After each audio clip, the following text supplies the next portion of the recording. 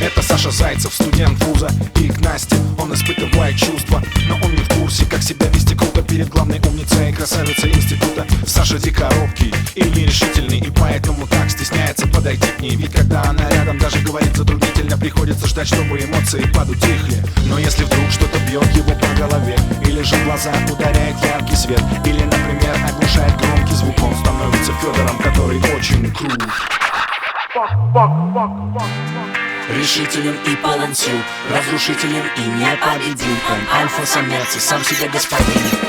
Зайцев плюс один. Им будут наказаны хулиганы, ему будет принадлежать сердце любимой дамы. Он точно будет в институте самым популярным.